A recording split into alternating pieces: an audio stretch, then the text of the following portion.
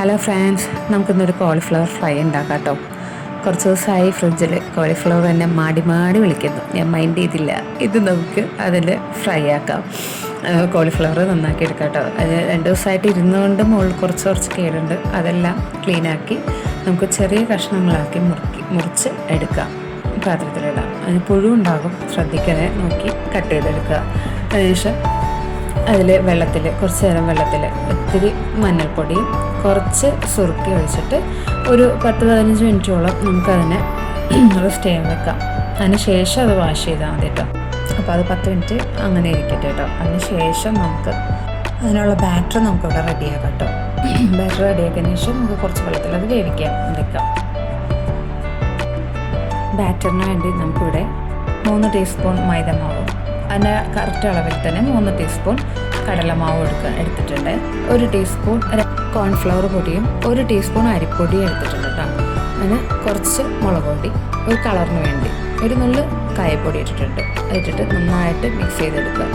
ഏകദേശം ഒരളവാണ്. നമ്മളിതിന് ശേഷം കോൺഫ്ലവർ ഇട്ടതിന് ശേഷം പൊടി ആവശ്യമുണ്ടെങ്കിൽ കടലപ്പൊടി അല്ലെങ്കിൽ മൈദമാവ് ചേർത്ത് കൊടുത്താൽ മതി. നന്നായിട്ട് ഒരു കുഴമ്പം പരുവത്തിൽ, അധികം വെള്ളം കൂടിപ്പോകരുത്.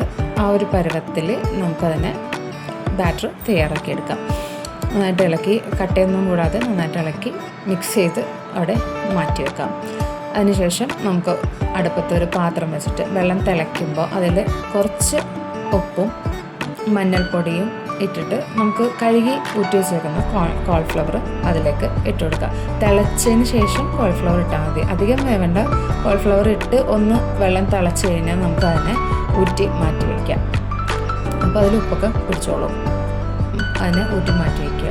അതിനുശേഷം ആ ബാറ്ററിലേക്ക് ഇതിന് വെള്ളം പോയതിന് ശേഷം ആ കോളിഫ്ലവർ അതിലേക്ക് ഇട്ട് നന്നായിട്ട് മിക്സ് ചെയ്ത് എല്ലാം കൂടി ഒരുമിച്ച് മിക്സ് ചെയ്താൽ മതി. ഇപ്പോൾ ഇങ്ങനെ മിക്സ് ചെയ്യുമ്പോൾ കോളിഫ്ലവർ അനുസരിച്ചിരിക്കും നമ്മുടെ പൊടിയുടെ അളവ്. അപ്പോൾ കുറവായിട്ട് തോന്നുവാണെങ്കിൽ കുറച്ച് പൊടിയും കൂടി ഇട്ട് കൊടുത്താൽ മതി. മിക്സ് ചെയ്ത് വെക്കുക. എന്നിട്ട് അതിനുശേഷം അടുപ്പത്ത് വെളിച്ചെണ്ണ, ഓയിലോ എന്താണെന്ന് വെച്ചാൽ യൂസ് ചെയ്യാം. ചൂടായതിന് ശേഷം നമുക്കിത് ഓരോന്നായിട്ട് ഇട്ട് കൊടുക്കുക.